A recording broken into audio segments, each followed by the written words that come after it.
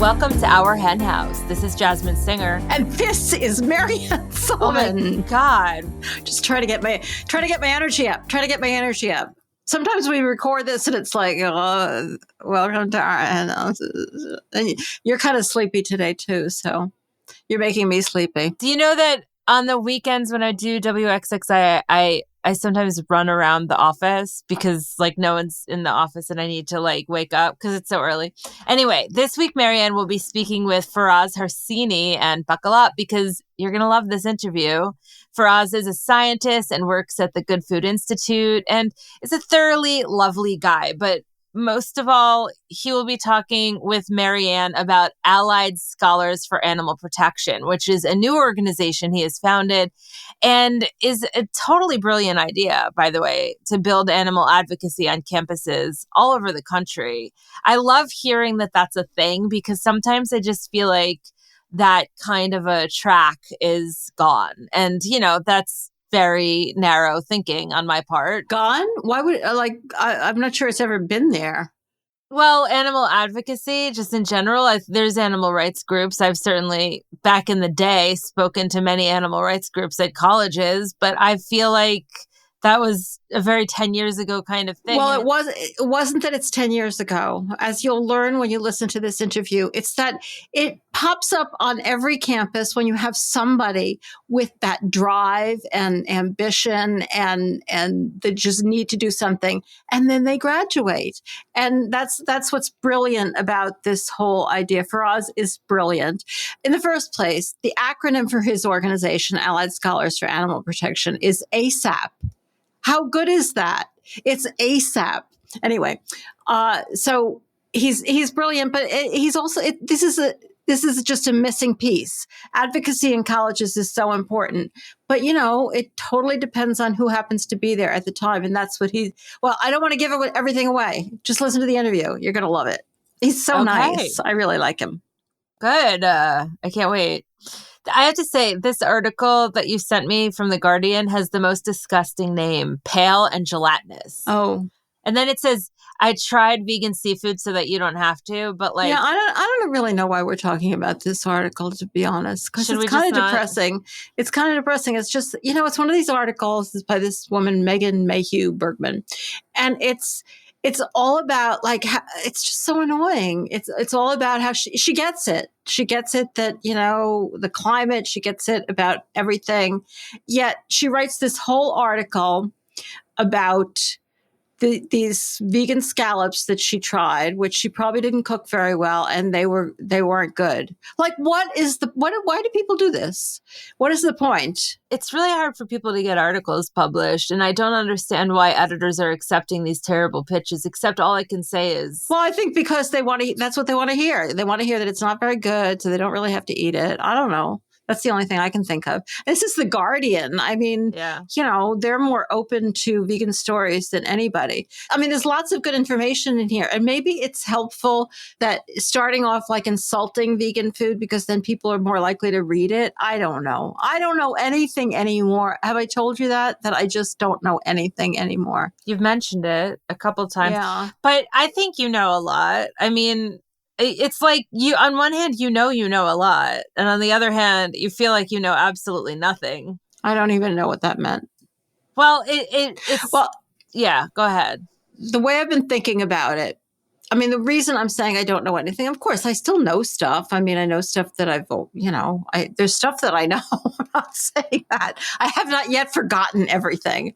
But I feel like I'm living two lives, parallel lives. On the one hand, I'm stressed out about all the usual things I'm stressed out about work and about school and about Trump and about, I don't know, things I have to do and what am I going to have for dinner and like life, you know? And, you know, the bigger things, all the things that are happening to animals, like it's there all the time. But that's my regular life. And then there's this completely other track. And my tracks don't really communicate with each other very much. That is terrified about what's happening with the climate. I mean, every day there's just more and more and more news about things that are falling apart. And I have no idea how bad it is because nobody seems all that worried. And some people seem extremely worried. And so I feel like my whole life is operating on two tracks. And it's only when I start to like plan something for the future that if it's in regular world, I can plan things for the future. And if it's in climate world, I'm like, well, who knows what the world is going to look like. And does anybody else do this, or am I the only one? I have to say, first, I want to say thank you for wording it that way, because it's a little bananas what you're describing, but it's like a bananas that I think we all need to hear, because it's normalizing something and it's articulating something that, of course, a lot of us feel. I mean, what you're also sort of describing is cognitive dissonance, which you're more aware of than your average Joe. So, like, my guess is, for example, I have really good friends who want to have a baby, and they know very much what's going on with the climate. And I'm not saying, like, I'm just saying that they haven't really articulated how they can, on one hand, be so concerned about the climate, on the other hand, want to have a baby. I'm saying that maybe they would feel like a lot of people feel, oh, my baby will be this great climate. My baby will be Greta, what's her name, who will save the world. But they haven't even articulated it. They don't want to think about it. So their two minds are very separate.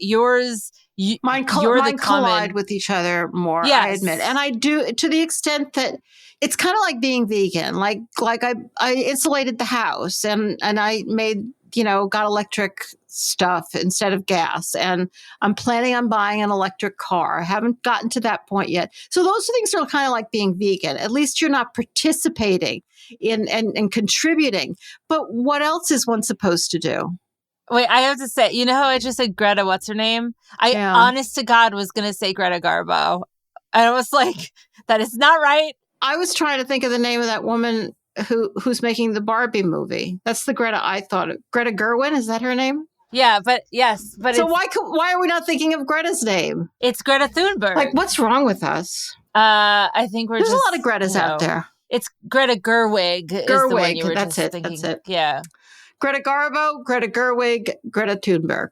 Yes, and probably most people's babies will not be any of those people. You haven't seen the Barbie movie yet, have you? It hasn't come out yet. I'm dying to see it. Right. Yeah, I can't wait to see it. Yeah, us and everyone else in the world. See, we're common. We're just ordinary folk who want to see who want to see Barbie.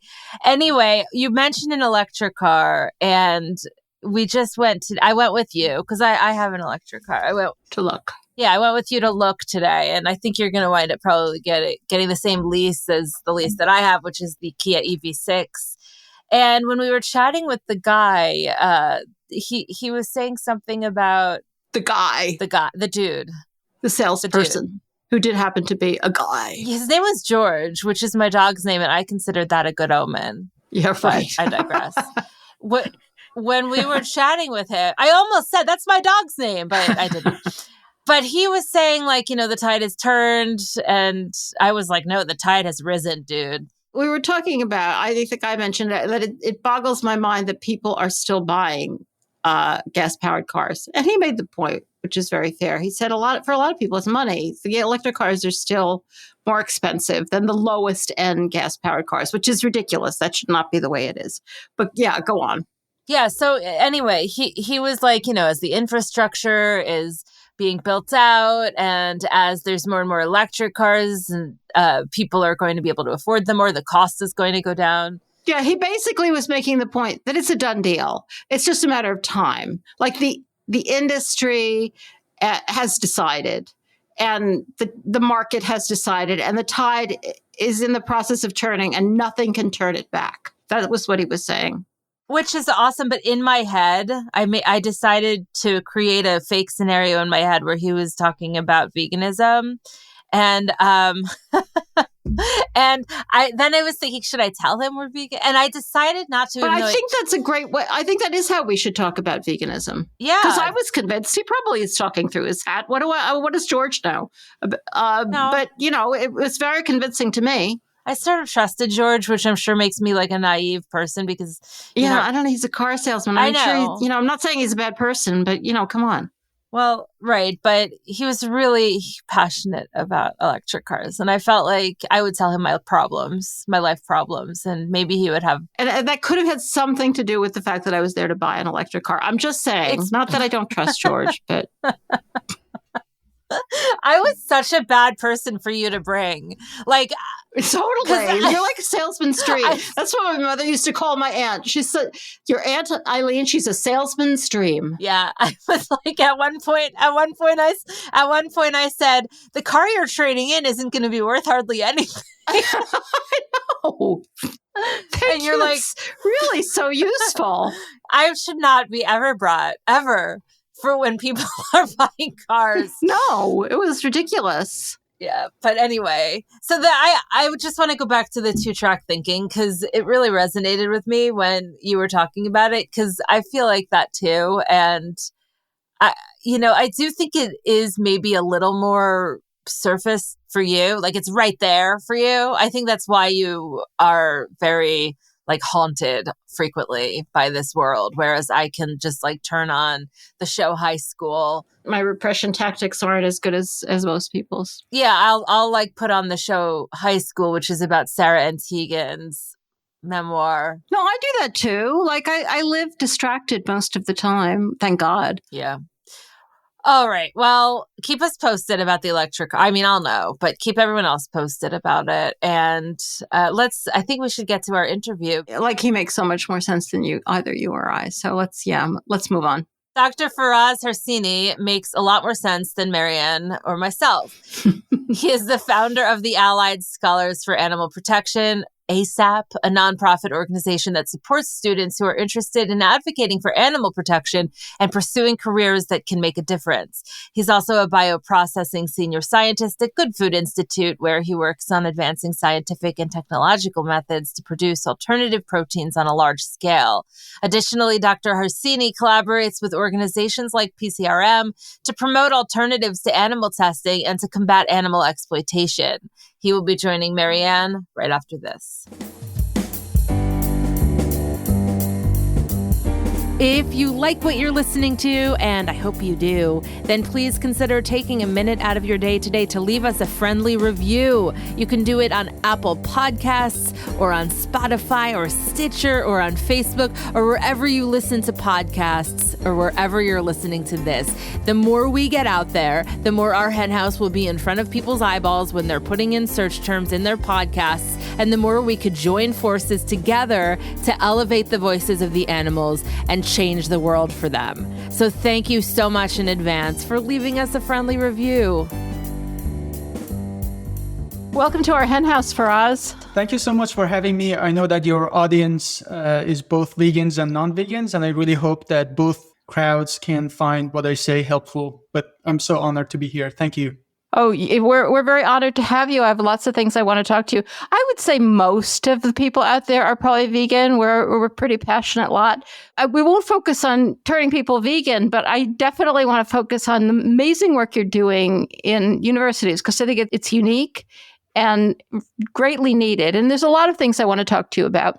But let's start with that. It's called Allied Scholars for Animal Protection, which means that the acronym is ASAP, which is such a great acronym. Congratulations on thinking of that. That's really good, because we need to do this ASAP, that's for sure. And it just seems to fill this very needed gap in the organizational structure of the movement. You know, you kind of don't realize there's something missing until somebody fills it. Tell us about ASAP and its mission. But exactly about what we were just talking about.